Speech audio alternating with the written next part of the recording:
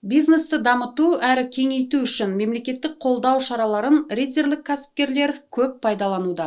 Кәсіпкерлерге бизнесті басынан бастауға немесе кеңейтуге кәсіпкерлікті дамыту жөніндегі ұлттық жобасы көмектеседі.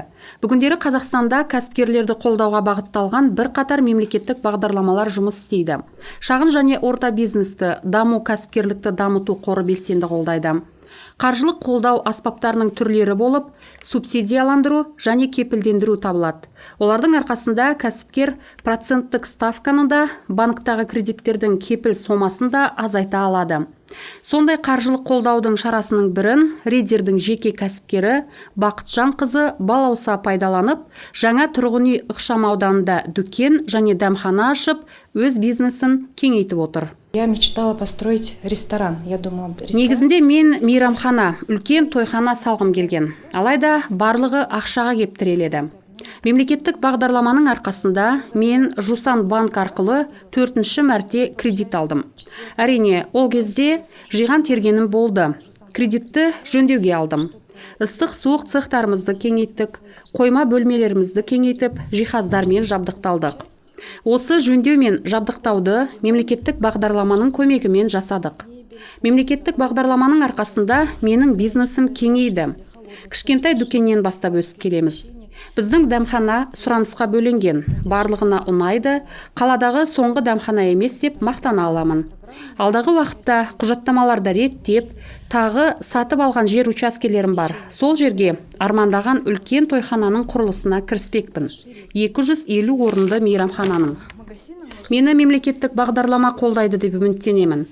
2022 жылы проценттік ставкалар өсіп 16% болды. Әйтсе де мемлекет 10%, ал біз сол 6% төлейміз. 6% деген өте тамаша. Қазір мемлекеттік бағдарламалар көп. Менде қызмет ететін жұмысшылар, мәселен, аспаздар, әлеуметтік бағдарламалар арқылы жұмысқа тұрған. Мемлекет еңбек ақының 35%-ның орнын өндіріп отыр. Бұл өте үлкен қолдау. Менде мемлекеттен басқа ешбір қолдауым жоқ. Өзім бизнесімді дөңгелетіп келемін. Күміс жас деген бар. Мен төлейтін еңбек ақының 70%-інде мемлекет өндіріп береді. Жуықта мен аспаздың көмекшісін таптым.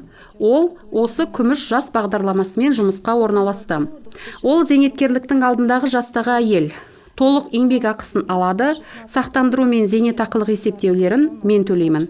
Өте ыңғайлы бағдарлама. Біз өте қуаныштымыз.